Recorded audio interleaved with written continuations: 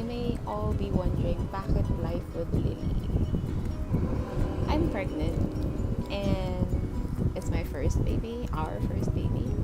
And girl siya, at ang pangalan niya ay Liana. At napagdesisyon na namin na ang kanyang nickname ay Lily. So you might guess kung ano ang focus nitong vlog na ito. Actually, matagal ko nang gustong mag-vlog. Pero ang problema is that wala akong confidence to actually start my own vlog. I mean, aside from the fact na busy sa work kasi isa po akong guro para sa sangkaguruan. Alam niyo po kung gaano po tayo ka-busy sa trabaho. Kahit po ako'y nasa public school, 6 hours a day.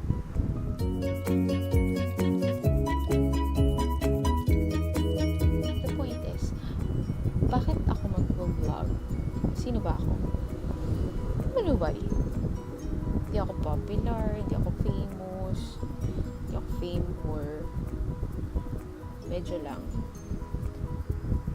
Pero, yun nga, ang sense ng vlog na ito is that I realized na malapit nang maipasa, actually malit lang, rason lang, malapit nang maipasa yung 105 days, yung extended maternity leave bill into a law. Kasi, hinintay na lang yung pirma ni Duterte. Kapag hindi niya pinirmahan within a certain amount of days, batas na po siya achieve. Pero, anong gagawin ko? I mean, I'm not exactly a homebody. I'm not comfortable doing nothing. Kaya nga po, ang dami kong kalat. Kasi ang dami kong hobby na natatakot akong mawala ng gagawin. Ganun. Aside from the fact na ngayon ay antukin ako. Pero kilala ko po yung sarili ko. Ayoko nang walang ginagawa. So, I asked my friends, would it make sense for me to vlog? And then I realized, my mom and my dad are not here, and I mean they're in Abu Dhabi. We hardly ever have chances to talk and chat. So this would be a great opportunity for me to kill time, find a new hobby, be informative in a way, and to update my family about my pregnancy. I'm, by the way, 5 months along, roughly 22 weeks, yeah. So, ang first vlog natin is skincare. Bakit po skincare? Bakit po skincare? Kasi maarte ako. Bakit? Minado naman ako. Di porket buntis. Nakalimutan ko na itsura ko. No. Yun. Bottom line is maarte ako, and I would very much like to maintain the progress that I was able to achieve before I got pregnant. Kasi ang clear talaga ng skin ko noon, panalo siya. Pero yun nga, dahil sa pregnancy hormones, I had a lot of breakouts dito sa forehead, and then may mga large pimples ako sa cheeks na parang 10 years since last kami nagkita. Pero ayun, lumabas siya. And then I realized, dati kasi meron akong mga easy remedy like papaya soap, this kind of ointment, this acne ointment, ganyan. Pero hindi na siya pwede ngayon. Kasi nga, dalawa na kami, me and Lily. Baka hindi pwede kay Lily yun. So, nag-research ako. Ano naman po yung kinalabasan ng research ko? Yan. Lahat ng bawal. Saya-sayo dito. Hindi, dito muna. Ano yung mga bawal na chemicals na yan? Most of them are preservatives. Most of them are acids. And marami sa kanila yung mga peroxide, so on and so forth. And nalungkot ako kasi isa sa mga bawal or hindi advisable para sa isang pregnant person in terms of skincare is kojic acid. Addict ako sa pwede lang inumin yun. Ininom ko na siya dati. Pero, of course, I have to find a way. I mean, during the first trimester ko, aminado naman ako. Ang pangit ko nun. Yung balat ko, parang kulay gray, ganun. Kasi nga, ang ginagamit ko lang Dove. Nasanay na yung mukha ko sa mga chemicals. So, alam niyo naman, for people who are familiar with the transitions of skincare, kapag nagbago ka bigla from a very harsh chemical into something very mild for sensitive skin, parang sabi ng skin mo sa'yo, pa-virgin ka, magagalit siya sa'yo. So, yun, hindi naging maganda yung effect. Mas lalong lumaki yung mga pimples ko dyan. Kaya, kinailangan kong maging magmagaling. Thank you, Google. Kasi tinulungan niya talaga akong hanapin yung mga pwede at bawal. I mean, surprisingly, there are natural ingredients that you might think, dahil natural siya, okay lang. Hindi pala. Like, for example, snail secretion. Yung mga snail serums, ganyan. Hindi siya advisable. And then, there's, surprisingly, soy.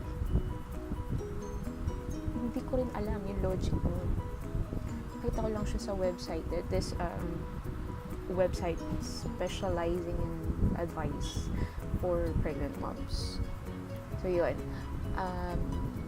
Ang dami kong hinanap na products na kailangan, in my mind, adamant ako na dapat walang ganitong klaseng chemicals. But then I realized, well, you can't really avoid these chemicals, especially preservatives, kasi hindi naman talaga kayo makakahanap ng ready-made na chemical-free, 100% chemical-free skincare product. Promise. Kasi eto, tingnan nyo. Bumili ako ng Mustela. This is the first product that I bought that is made especially for pregnancy. So, ano yung mga ingredients niya? Wala siya dito. Sa box. Tinapon ko yung box. Yung nakalagay sa box, there are certain chemicals na makikita mo dun sa list ko ng mga eggs. Pero, the fact is, this is made for pregnant ladies, diba? So, yun nga, it's not a matter of 100% rejecting these products that contain minute amounts of these chemicals, but it's a matter of reducing your contact with these chemicals as much as possible. Yun lang naman kasi talaga yung magagawa natin. Especially if wala ka masyadong access sa mga products na medyo high-end. Actually, ito nga medyo mahal na to. I think 1.3 or 1.6 sa MOA. So, parang ang tagal kong pinag-isipan bago ko to bilhin. Kaya lang ayoko kasi magkaroon ng stretch marks sa tiyan. Hindi naman daw, I mean, genetic naman siya. If you're like predisposed to have stretch marks sa tiyan mo, it's going to happen. Pero, I mean, if it doesn't prevent stretch marks, it's a lotion. It does its job. Diba?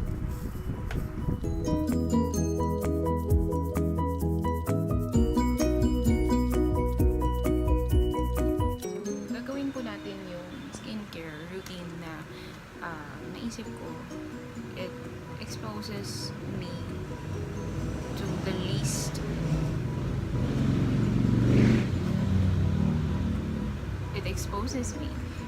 least amount of chemicals as possible. Ingay ng mga talisik. Okay. So, start tayo dito sa Garnier Miscelar water. Hindi ko na siya papakita ngayon kasi nagawa ko na kanina pag uwi ko. So, this is for me, the ideal cleanser kahit hindi ka nagme-makeup.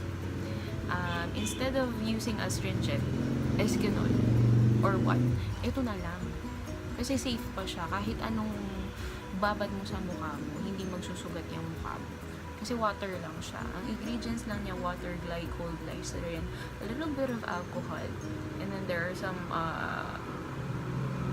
various chemicals here na hindi naman lumabas sa research ko for those types of chemicals that you should avoid while pregnant. So, safe siya. Tamang ano lang, wag huwag niyong burahin yung mukha niyo, yung makeup at dumi. Okay? Hanggat may nakikita akong dumi, oh my God, ang ingay. Hanggat may nakikita akong dumi doon sa cotton pad, ay naggagamit ako ng bagong cotton pad pa. So, pag clear na siya, pag wala ng dumi, you can stop. Okay? Yung next step is soap or wash. Since nakaligo na po ako, ang ginamit kong soap, kukwento ko na lang, kita pala yung tamiyan ng asawa ko. Ang ginamit kong soap is Dove. Katulad ng ginagamit ko before. Dove, the Dove that is formulated for sensitive skin. Hindi yung normal na green yata. Yun. So, yung special na Dove for sensitive skin. Hindi naman sensitive yung skin ko. Pero, yun ang cheapest possible alternative.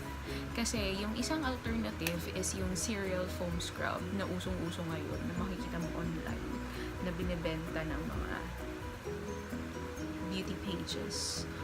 Pero, ang problema kasi doon is that, unang-una mahal siya, at pangalawa, hindi ako mahilig sa scrub. Oo, kasi madaling magsugat yung mukha ko. Kasi nga, nagigigil ako pag nagsiscrub ako, which is not right, I know. Okay? So, next po, dito na tayo sa favorite portion ko, toner. Okay? Yung toner po, it's yung original talaga na dapat bibilin ko is Mario Badescu Witchhazel Rosewater Toner. Pagka-encounter tayo ng problem, ang mahal po niya. 1.3 almost ang isang bottle ng ganito, more or less. Nagagamitin ko lang panandalian. Kaya, mabibili po siya sa Sephora.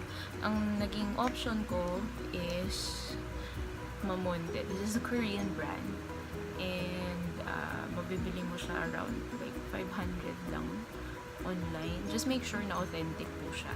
Kasi may mga Mamonde na sabi authentic daw, pero Chinese yung sulat sa likod. Korean po siya. Okay?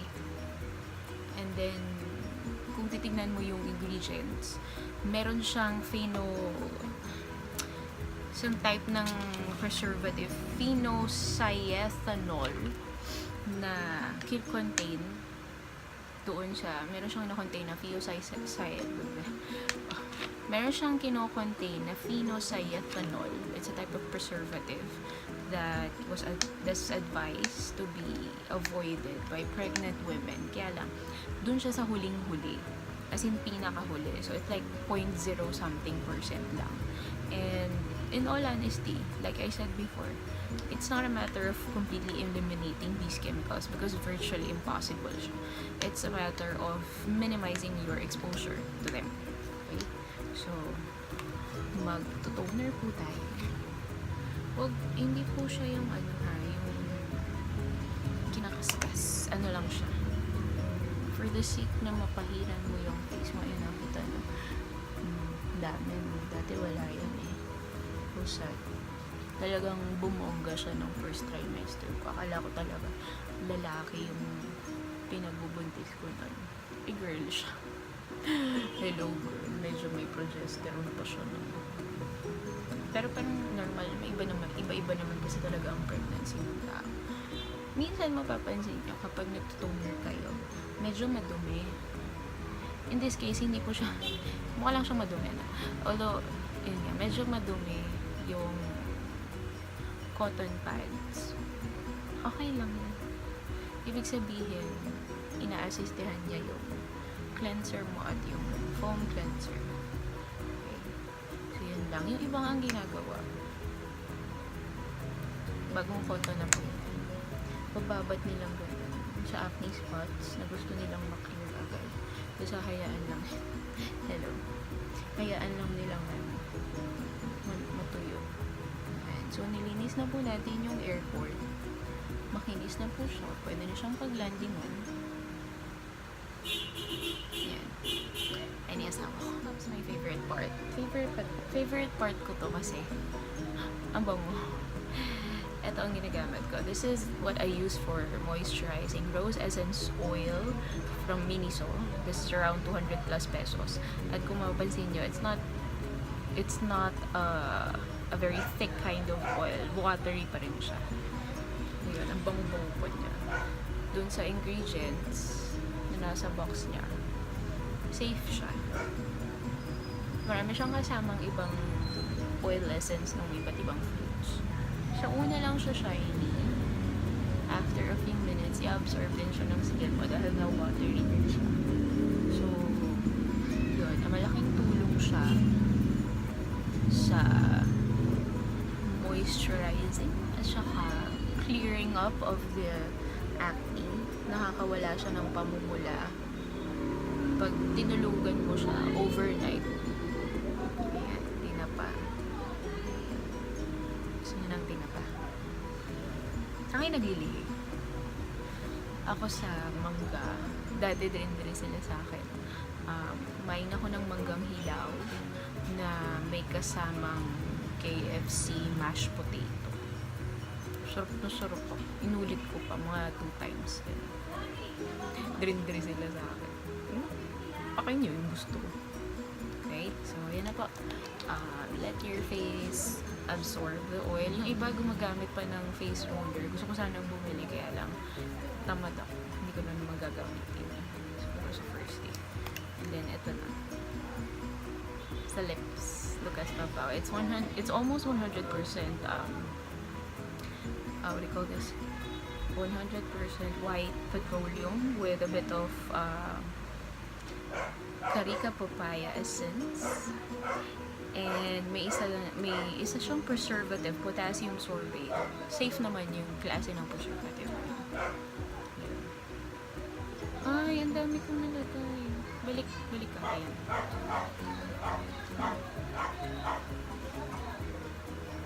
Ang ingay ng mga tao na meron. Feeling ko kailangan ng bumaba. Therefore, yun na po ang ating skincare for pregnant ladies. Of course, meron tayong mga alternatives. Wala namang problema doon. But if you are looking for a more intense cleanse, like peeling, yung Neogen Bio Peel Gauze Peeling Real Fresh Foam Cleanser. Wow, that's a mouthful. Yun. It would be a good way for you to have a more intense cleanse of your face na pregnancy safe. Okay? So, if you have questions, just message me. Huwag niyong pansinin yung maingay. Sorry. First time vlogger. Sorry naman. And I will see you maybe tomorrow pag sinipag ako. I don't know. Bye.